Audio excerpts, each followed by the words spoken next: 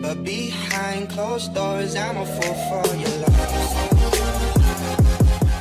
Do you know what? I'm getting a bit bored of that intro. It's getting a bit long, isn't it? The chimney is here. Ah. So I've got the new duct in for the diesel heater and my new chimney. Way back in Portugal, I missed a low-hanging branch and it did this to my chimney. I did manage to bend it back, but it folded inside and was never quite right since. With the floor now redone, the log burner could go back in, so it was about time I replaced the chimney.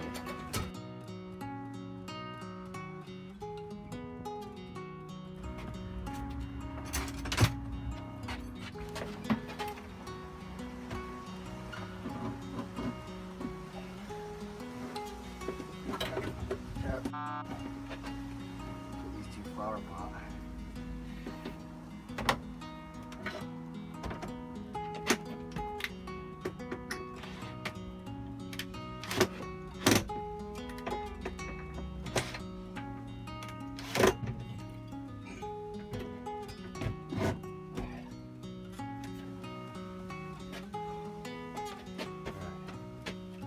Should really be wearing gloves for this bit.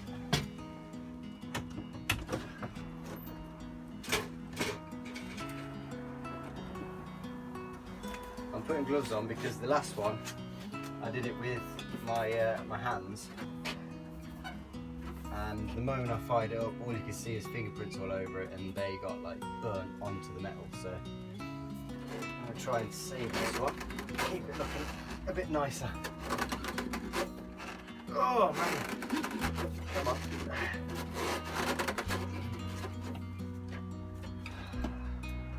I need a block of wood and a hammer. Block of wood. Hammer of sorts. Still not great on this whole vlog thing, leaving the camera in the van.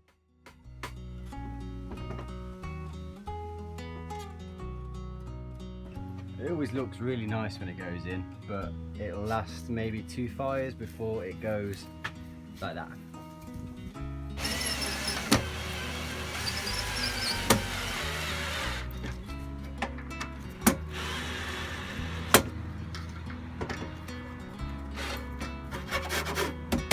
Not going anywhere.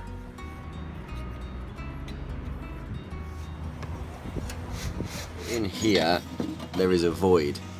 It's got a burning hot pipe going through there, so it gets really hot. So to get around that and make sure it doesn't get too hot up there, I fitted this, like a heat shield wrap.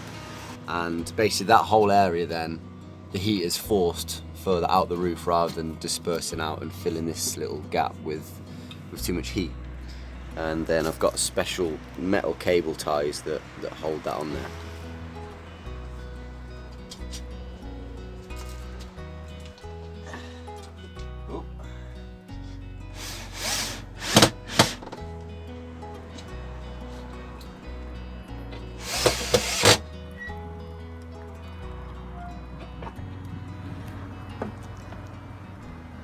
Oh, too much flame.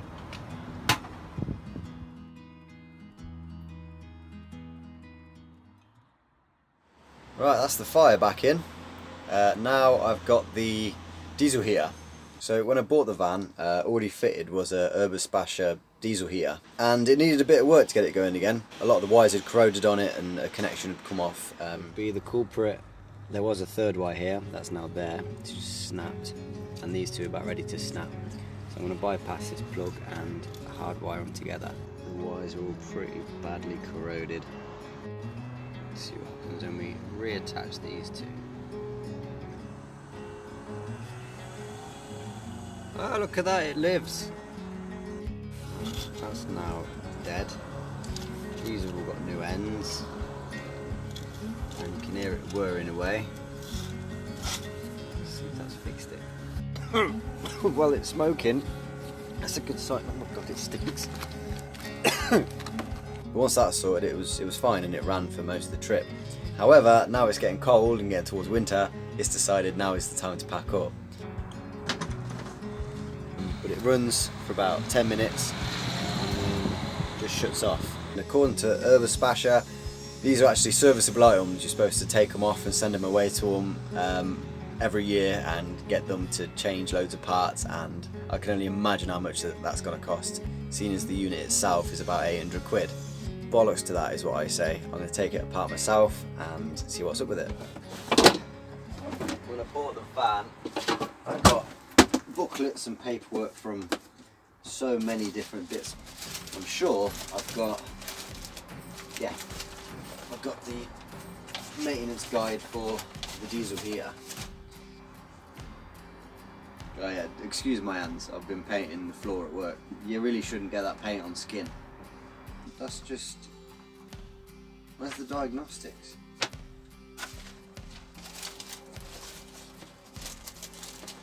Oh, there's more.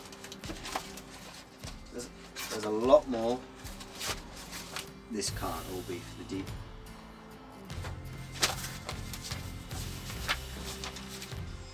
That's my MOT certificate. I don't need that. That's... Oh, come on. Right. There's 25 minutes of my life I'm not getting back. A diesel sender is only about 2/3 the way down your fuel tank, which means you can never run out of fuel having your diesel heater on. But on low fuel, it's easy to forget that your heater just won't be getting any diesel. With my van being parked on a slope, the chances of it running dry was even higher, so I went and got the jerry can filled up and filled the tank. It takes bloody ages doing it with a jerry can.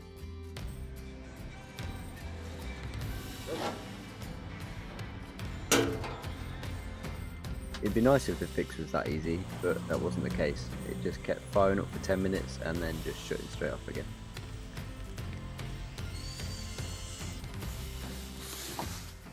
No. Why you turn off again? Next up was the spark plug, to check it wasn't caked up and to test it was still working. Now let's put that with the wires on top, so you can't just put a socket on. You've got to have a special tool, but I'm just going to use these instead.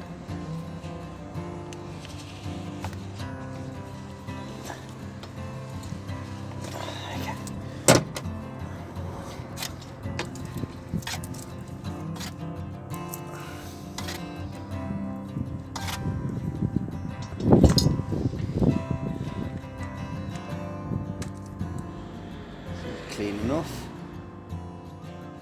Testing it showed it still worked, so I just gave it a quick clean up and then stuck it back in.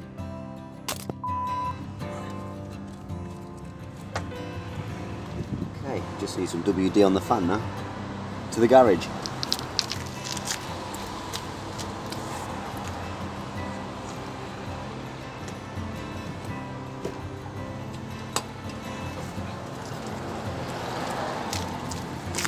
Alright, bit of Wonder Tonic on this. Come on. Well, I've took the spark plug out, give that a good clean. Put some WD on the fan because apparently they get a bit clogged up sometimes. Gone through the wiring again and sprayed a few bits in the connections, making sure there's no dirt stopping them. And just had to fiddle around with the sensors and stuff inside the heater.